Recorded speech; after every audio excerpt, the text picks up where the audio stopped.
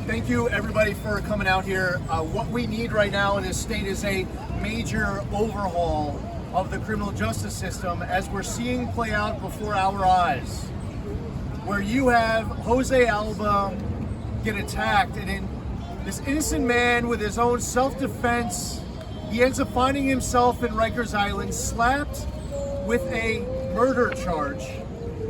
The person who stabs Jose Alba has no charges against her. He goes to Rikers Island, an innocent man acting in self-defense with a murder charge. Alvin Bragg tries to get hundreds of thousands of dollars of bail put on him. Fortunately, it was lowered.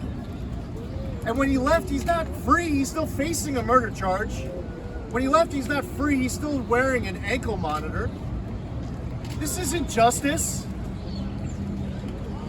There are people in this city right now of all walks of life who don't feel safe.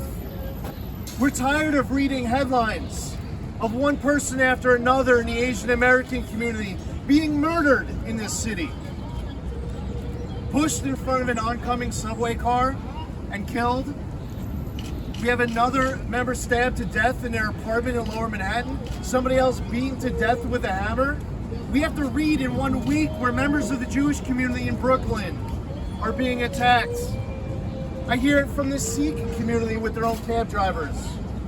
And this bodega owner, who's been in this country, a hard worker, loves America, has stayed out of trouble, and it's hard enough that he has to live with the decision that he made from a personal level. He's spoken about it. This wasn't an easy decision for him to make at that moment, but he felt like he had to. There should be an ability for Jose Alba to defend himself, for anyone in any place of employment to defend themselves and to stand their ground, yes, and not worry about justice coming in. Yes, sir. All right. This isn't justice. This isn't justice when we read yesterday that 2 Mexican drug cartel smugglers are caught with $1.2 million worth of crystal meth. This is what that looks like. $1.2 million worth of crystal meth. Now, cashless bail supposedly exists because the advocates say they can't afford to post the bail. Well, why would you need to have cashless bail for 2 drug smugglers who are able to smuggle $1.2 million worth of crystal meth? Think about that. We have people who are being put back out on the streets, in many cases carrying out additional offenses. Cashless bail needs to be repealed. Judges in this state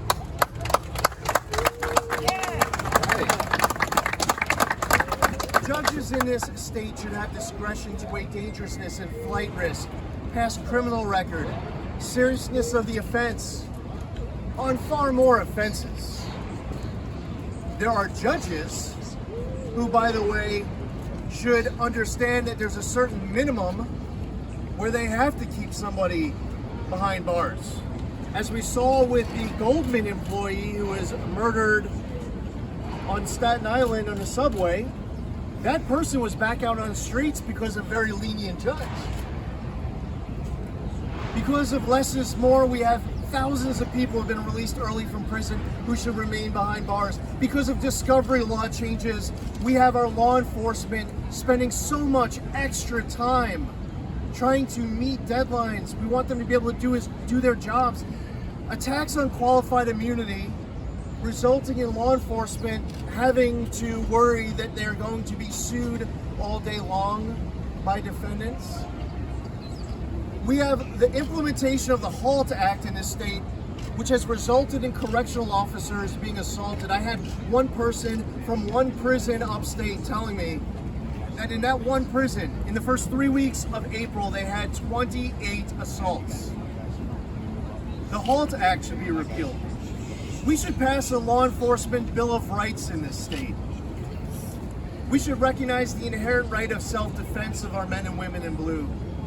We should make sure they have all the tools and resources they need to do their jobs safely and effectively. Absolutely. We should make sure that law enforcement isn't unfairly targeted by investigations.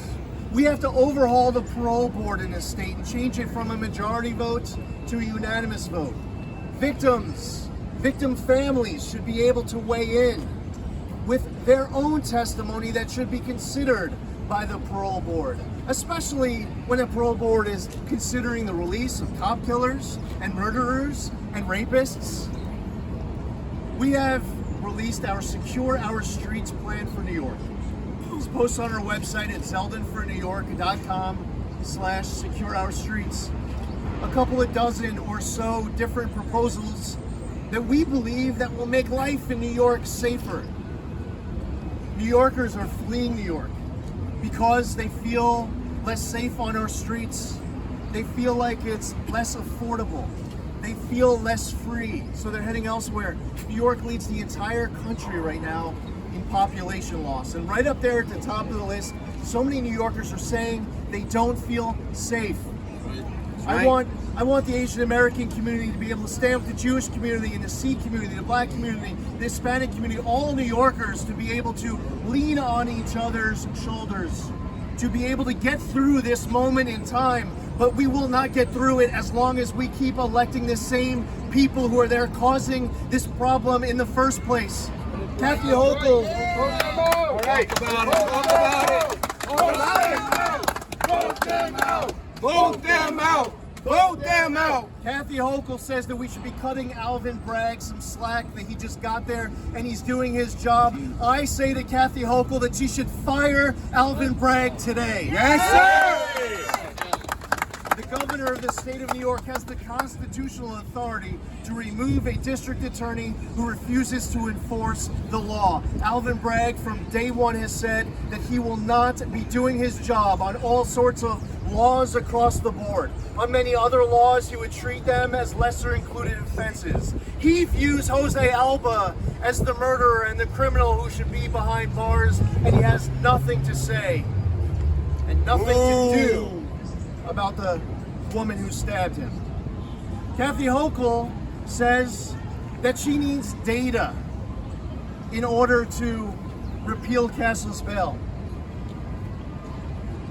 Well, you can count up the amount of drugs that are resulting in crimes where the suspect gets released on cashless bail. There's your data, Kathy Hochul. Why don't you count the press clippings of the people released and they go out and commit additional offenses? The person released on an arson and then rearrested on a double manslaughter in Yonkers, released on cashless bail. What about the person who was released on cashless bail who then murdered 93-year-old Connie Torrey in Syracuse? Or the person who was released on cashless bail after robbing banks and then immediately went out and robbed more banks? There's your data. This is an opportunity for New Yorkers to secure our streets again. I don't care whether you're a Republican, a Democrat, independent, whether you're a liberal, a moderate, a conservative. This is about us as New Yorkers standing for law-abiding citizens, standing unapologetically with our men and women in blue, committed to taking back our streets and standing with and for great New Yorkers like Jose Alba, who is a victim of Alvin Bragg's senseless charges and attacks. We are here standing with Jose Alba and telling Alvin Bragg, you need to drop all charges against this innocent New Yorker. Yes, Governor! Yes, Governor! Yeah. Drop the charges! Drop the charges! Drop the charges!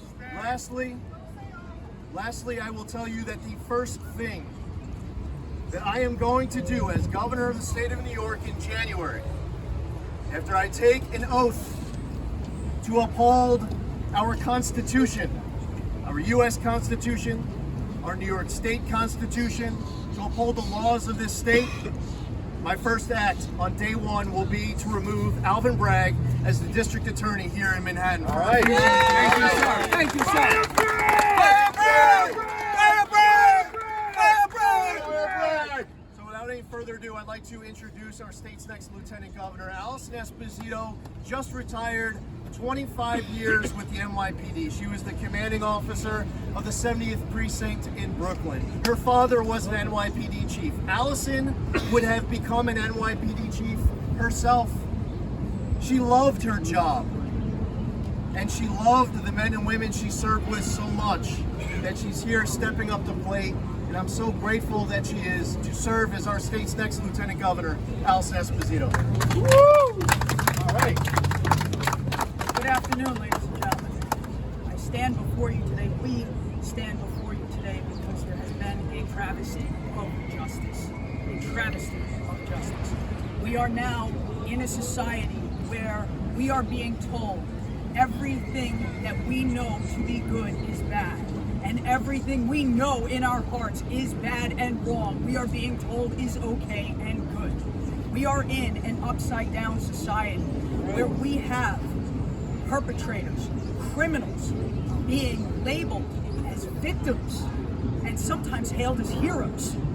We are living in a society where our actual victims, our actual innocents, are being portrayed as mere statistics, as data points, or even ignored altogether. And in some cases, like this horrific incident, they're actually being labeled the criminal, the perpetrator in an event such as this. Now, mind you, we need to be in a world where our actual criminals are held accountable for their actions. Understand that this is a tragic end of a course of events that Alba did not set in motion, that Simon himself, as the aggressor, set in motion, that his girlfriend, by stating and screaming at our victim, Alba, that she was going to get someone to come in and F him up, she set this in motion.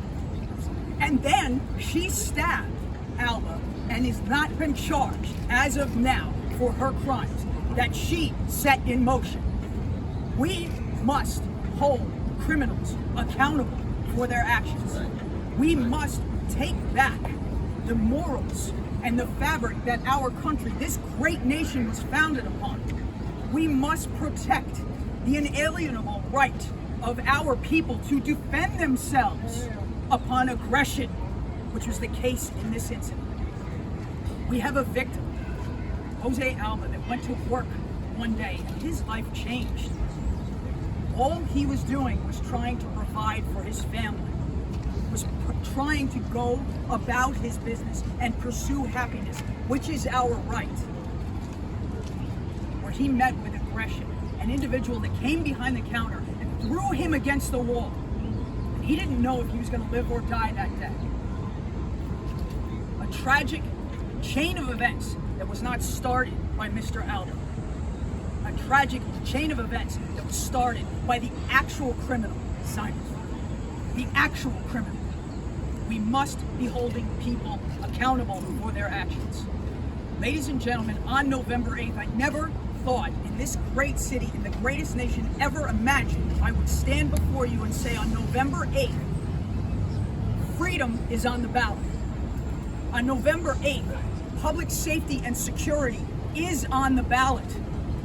Ladies and gentlemen, now more than ever, it is time for us to stand as one and say we will no longer be told what's good is bad and bad is good. On November 8th, we will send a clear message to the elected officials that have brazenly and recklessly defunded our police and emboldened criminals. A criminal justice system that actually apologizes for itself by releasing repeat offenders back out onto the street so that our good citizens of the city and the state of New York walk around wondering, am I next? Is today the day that a career criminal with 17 and 20 and 30 violent priors will throw me in front of a train? Unbelievable. Or attack me with a hammer because of my ethnicity.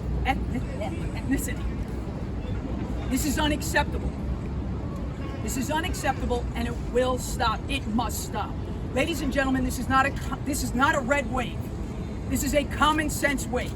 And on November 8th, independents, Democrats, liberals, moderates, Republicans alike will stand up and we will say no more. Enough. We want our freedoms back. We want our safety back. We want to back our police. We want the right to decide what is best for our families and our children. We will take back our state. We will rescue our state. As the congressman says, losing is not an option. And on November 8th, we will fire Kathy Hochul and the band of elected elites that have decided they know what's best. Enough. Thank you very much. Thank you. Thank you. Coming up. Thank you.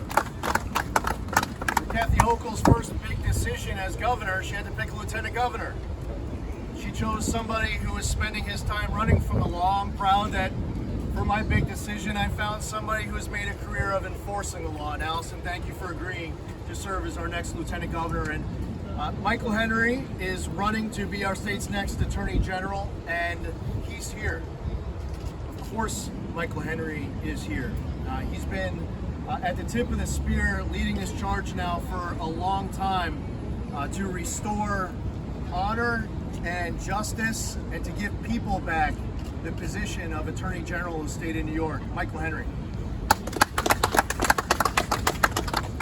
Thank you all, and unfortunately we're here today again because one party ruled this state in partnership with the radical district attorney has once again completely dismantled our criminal justice system. Jose Alba, a hard-working bodega clerk, is the latest victim and miscarriage of justice in this city. Alvin Bragg must drop this outrageous murder charge now. Jose Alba is becoming a face of what's wrong in this city. Republicans demand that these charges are dropped. New Yorkers demand that these charges are dropped because this is sending a chilling message to everyday hardworking New Yorkers that when they're dealing with crime on a day-by-day basis and they feel like they're being attacked or they might feel their life is at risk, the message that's being sent from the district attorney's office is, you could do nothing. That's not the law. Jose Alba followed the law. He was not looking for a confrontation. He tried to retreat. He was cornered by a younger ex-con who was assaulting him. He was stabbed by this man's girlfriend. And this office said she didn't get charged because she was defending her boyfriend. Yet, where's the self-defense claim when it comes to Jose Alba? This is not justice. You look through this city, what do you see? Ride a subway. Look what's happening. Open the newspaper. Last Friday on the Grand Concourse, a pregnant woman is beaten with a wrench in broad daylight.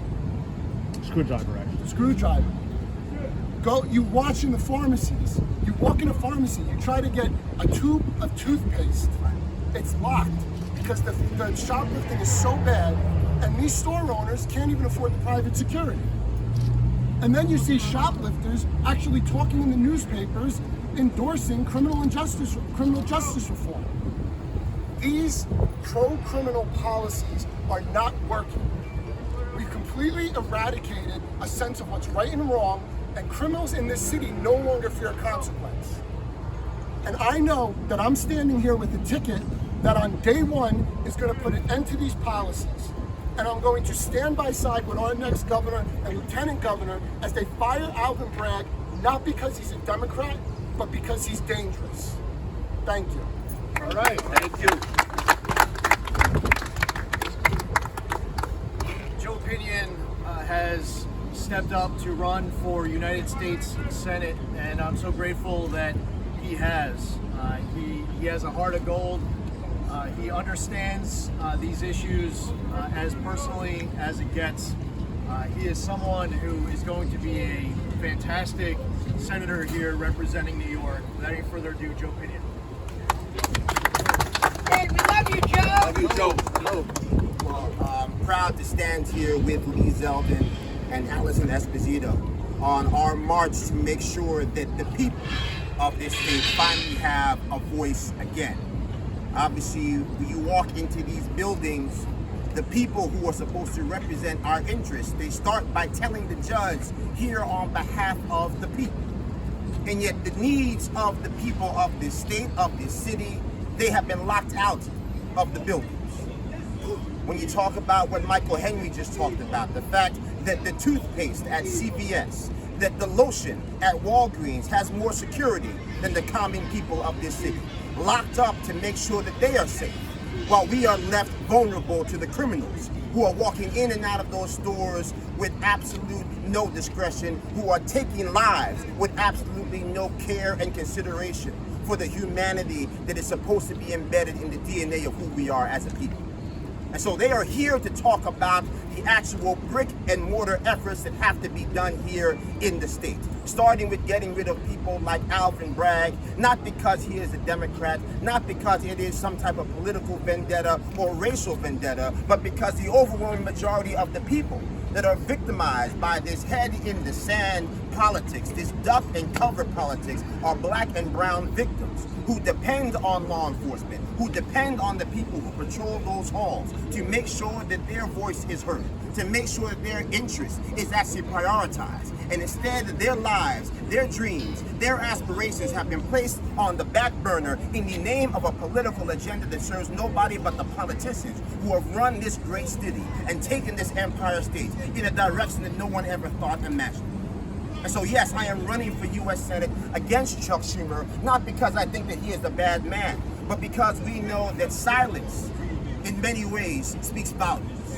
And when you look at what has happened all across this city, mothers being shot dead in broad daylight on the Upper East Side of Manhattan, people being stabbed with a screwdriver, people, Asian communities being victimized day after day after day, shoved in front of subway cars. You have people of Hispanic descent shot in broad daylight on the Q train on their way to brunch. This is abnormal.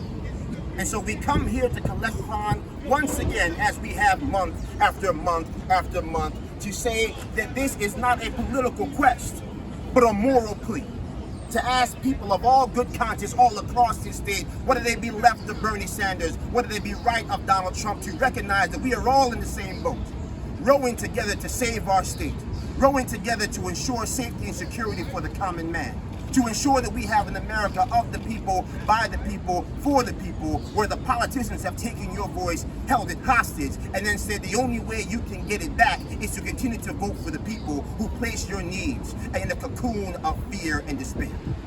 And so I want to thank all of you for coming here today to help us get the word out there that these elections are not foregone conclusions. They are not a coronation.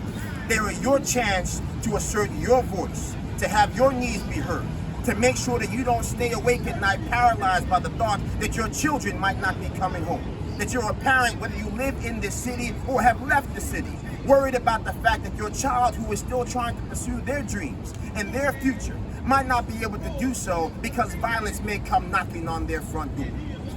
And so this is what this election is about. These are the stakes. This is the team. Again, this is not about politics. It's bigger than politics. These politicians have become professional hostage takers. They come to you and say, we don't get to talk about the fact that your pain and suffering has been left on the back burner, that your kids can't read, that your children and your neighbors are being stabbed and shot because there's a boogeyman called the white supremacist around the corner. Most people in this city, they are not victimized by white supremacists. They are victimized by criminals who know that they can act with impunity because the people who are supposed to enforce the law have made it their business to make sure that lawlessness is no longer a crime in this state. 100%. So thank you so much. God bless you all. Making sure that we have a state and an America that is worth dying for once again. Good afternoon, everyone. My name is Michael Riley. I'm an assembly member from the 62nd Assembly District that represents the South Shore of Staten Island.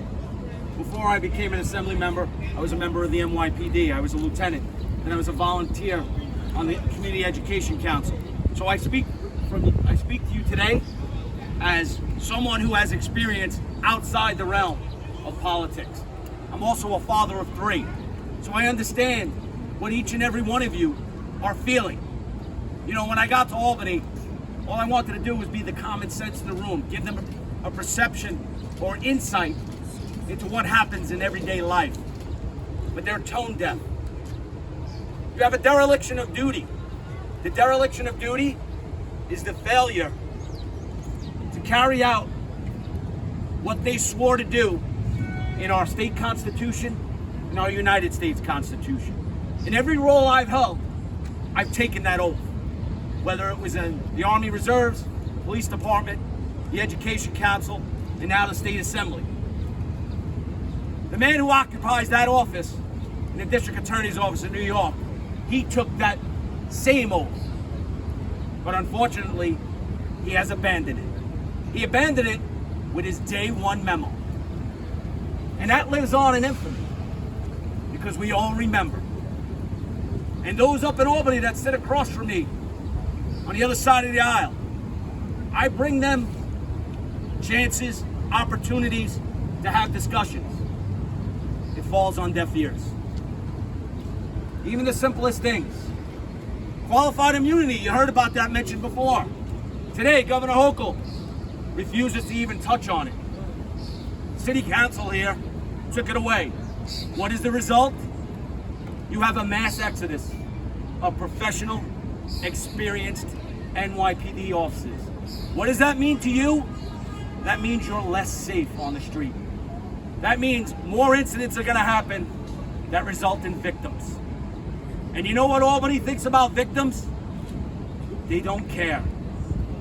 That's why they put criminals first. They talk about releasing those from prison, cashless bail, as we heard about. It's time we wake up, New York.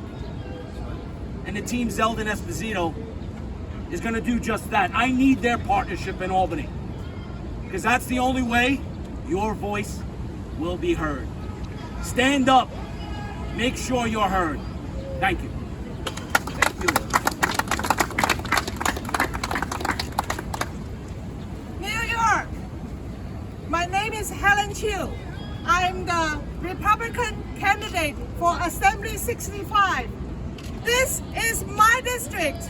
We are standing on my district. My district has the Wall Street, has the Supreme Court. However, my district do not have justice. We have the Supreme Court, but we do not have justice. We do not have justice for Jose Alba. And I'm speaking up and standing up for Jose Alba. I am very glad that our great next governor, Lee Zeldin, is standing up, and next vice governor is standing up with me and my people in Assembly 65. I pray that every New Yorkers will see the light and fight for New York. This is the last battle. We must fight for New York. We must vote for good people to take office and stand up for my people here in District 65. God bless New York. God bless America. Thank you. Thank you. And I want to thank everybody for being here. We just have one last speaker. David, you introduce yourself. We're happy to answer any questions you have. But this is a great turnout in the middle of the day on a short notice. There's so many people who are here in spirit. They've been reaching out, and this is as personal as it gets. We're really here representing just thousands of other New Yorkers who really want to see justice in this Jose Alba case. It's coming from not just inside New York City and around New York State. We're hearing these messages coming in from across the country. America is standing with Jose Alba today and demanding that Alvin Bragg drop these charges. David, thank you very much. It's going to be a little different than the previous speakers. I am not a politician. I'm never going to be a politician. I'm a father of a teenage daughter who rides the trains every day into Lower Manhattan. And I'm terrified for her safety. We're gathered here today, and I'm going to read because I'm not a politician. I don't have a speech in my head.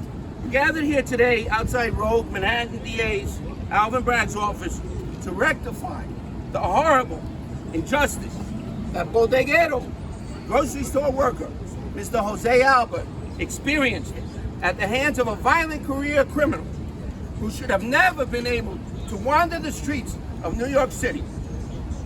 The perpetrator, a 35-year-old violent male, and his girlfriend violated Mr. Alba's personal space at his employment.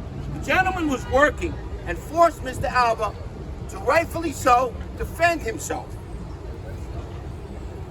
The deceased perpetrator's girlfriend stabbed Mr. Alba at least 3 times with a knife that she already had in her possession. However, Rogue Manhattan DA Alvin Bragg has yet to even charge her with a crime. that he was so quick to have Mr. Alba arrested, have him sent to Rikers Island, where he was held on $500,000 bail, which was ultimately reduced to $5,000. This is an outrage, New Yorkers, my fellow New Yorkers and my New York State people. This is an outrage. This is ludicrous and complete insanity. Crime is completely out of control in New York City and New York State. We must fire the rogue Manhattan DA, Alvin Bragg, but not just Alvin Bragg. There's another gentleman in Brooklyn by the name of Eric Gonzalez. He's another rogue DA. And I would ask Governor, the next and the 58th Governor of New York State, Lee Zeldin, and his Lieutenant Governor, Alison Esposito, I would ask that he fire all rogue DAs, including those in upstate New York. The devil, Kathy Hochul, will never, ever fire the rogue DA, Alvin Bragg. It's going to be up to these fine people here, the Zeldin team behind me, to accomplish that. I don't want to leave New York. I want to improve New York. I'm a lifelong New Yorker. It's in my blood. I do not want to leave. My slogan is improve, do not move. Thank God there's video of Mr. Alba. If there was no video, Mr. Alba would rot in Rikers and in the state prisons for years, which is outrageous. But thank God there's video of it. And that's exactly the reason New York residents need to elect Mr. Lee Zeldin and Alison Esposito for our next governor of New York State. They will both clean up New York City. Believe me, they will clean the city up and restore justice. I was expecting to speak in Spanish. I'm a fluent language speaker in Spanish, but I don't see 41, I don't see Univision here today, but I'll give it a little bit in Spanish for Mr. Lee Zeldin. Give me the sign. In Spanish. Hispanics are standing, Latinos, Hispanics, bodegueros are standing, and I stand with Mr. Lee Zeldin, right here. Mi gente, Nueva York está en una esquina. Nueva York está en una esquina y una decisión tiene que ser. ¿Es ahora o es nunca? Esa es la última oportunidad que tenemos como neoyorquinos para salvar a nuestra ciudad y nuestro estado. I would just like to close. I would like to thank Mr. Lee Zeldin, Ms. Esposito, 3 people, George, 4 people, Waywa, Phil, and Charlie. I would like to thank them. I've supported Asian hate in this city for like 4 years now, and Asians are receiving the most hate in this city. And I'm not Asian, but I'll stand with Asians or Jewish or Bangladesh or Muslim people. Hate is not acceptable in New York City. Thank you very much. Congressman, 2, one on your topic, one on the topic Governor Hochul has today. On your topic, the governor just said she doesn't see it as the governor's role to weigh in on these local matters, no matter what they are, in essence, sidestepping. Your reaction to that also. The governor today rolled out the first $1 million she's sending to abortion providers and trying to recruit abortion clinics to the state. Would you continue any of that work? Those are the 2 questions. Well, Kathy Hochul will weigh in on anything based off of whether or not she thinks it serves her purpose. That's the calculation. When she was passing a new bill up in Albany on guns a couple weeks ago, she was asked, well, what data do you have to support targeting law-abiding New Yorkers? She says she doesn't need the data. As I mentioned earlier, a few months ago when there was a push for her to overhaul cashless bail, she says you can't overhaul cashless bail because she needs data. She would be weighing in on this in a heartbeat if she felt like it served her purpose. The reality is the governor of the state of New York is the one who has the authority constitutionally in his state to remove a DA who refuses to enforce the law. We don't have recall. And it's not a power that anybody else in the state of New York has. Kathy Hochul, if there was one person speaking up right now, it should be Governor Kathy Hochul. So her position that she has nothing to say, that she's the governor and she shouldn't do anything about a rogue district attorney refusing to enforce the law, she's actually the only one who has the power really to do something about it. So she's deadly wrong on it. Now, she keeps trying to change the topic. She doesn't want to talk about crime or the economy. She'll run away from the conversations that need to be had every single day related to New Yorkers' concerns on crime and the economy. She wants to talk about, she might want to talk about abortion one day.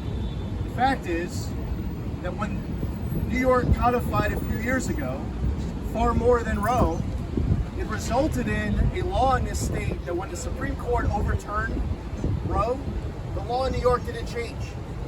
When we woke up the day after, it was the same as the day before. She's trying to create an issue because she doesn't want to talk about what all New Yorkers want us here talking about. That's the only reason why she's talking about that today, is because she doesn't want to talk about this. And this is what New Yorkers are saying is the most important issue to them today. It's about crime and it's about the economy. It's about attacks on their freedom that have them leaving the state. They are not leaving the state for whatever it is that Kathy Hochul is trying to make today all about. You mentioned the video showing Simon's girlfriend stabbing Jose Alba. Do you think she should be charged, and if so, what should she be charged with? 100%. He absolutely should be charged. If you think of it, the fact that Alba, acting in self-defense, ends up getting slapped with a murder charge and sent to Rikers, and the district attorney is requesting hundreds of thousands of dollars worth of bail. That alone adds about 10 exclamation points on the fact that the woman who stabbed Alba should be charged for that stabbing. And by the way, I mean, we saw reports that when Alba went to Rikers that he had an infection that he had to start dealing with on that wound. I mean, I will tell you, even in combat, now I'm currently in my 20th year in the military. The last 3 days I had Army Reserve duty. In a combat zone, if you were detaining a high-value target in the middle of Iraq or Afghanistan at the height of the war, we would be, as American soldiers, taking care of that wound. Alvin Bragg immediately threw him into Rikers. There's just so much that is so wrong about this particular case, and it highlights the urgency of getting rid of Alvin Bragg. I don't feel like this should be something that we have to wait till January to get done, because I guarantee you that we will be reading in the New York Post, your paper, a whole bunch of headlines between now and January of additional people who have become victims because Alvin Bragg refuses to do his job and because Kathy Hochul is refusing to step up and lead and do her job. Absolutely, she should be charged with that offense. What do you think she should be charged with? She stabbed him. She should be charged with murder. She should be charged with that stabbing. And it's really, and I'm a former prosecutor. There was an attack, even if she didn't stab Alba, there are facts to look through in that video of crimes committed before she even engaged in the first stabbing. So I feel like there should be multiple charges starting from that decision to enter into that bodega and go on offense and put Alba in that situation where he feared for his life and had to defend himself. She was responsible for her role in that from the very beginning. Do you feel that Jose Alba's civil rights were violated based on the actions of the district attorney and the fact that he was just not cared for? They didn't even show any regard to. I mean, how would he go in there if that video was seen by a prosecutor? There's two main ways that his civil rights were instantly infringed upon. One is that he had an open wound that needs to be tended to with medical care. And when we all had to read about him then having to deal with an infection because he was sent to Rikers as opposed to taking care of that wound, his civil rights were violated. And his civil rights not only were violated when he was sent to Rikers Island and slapped with that murder charge, and there were hundreds of thousands of dollars worth of bail, his civil rights are being violated right now because while we are here, he's wearing an ankle monitor. He should be as free as every single one of us here right now. But he is wearing an ankle monitor. His civil rights at this moment are still being violated. Thank you, everybody. Thank you. Thank you. Thank you.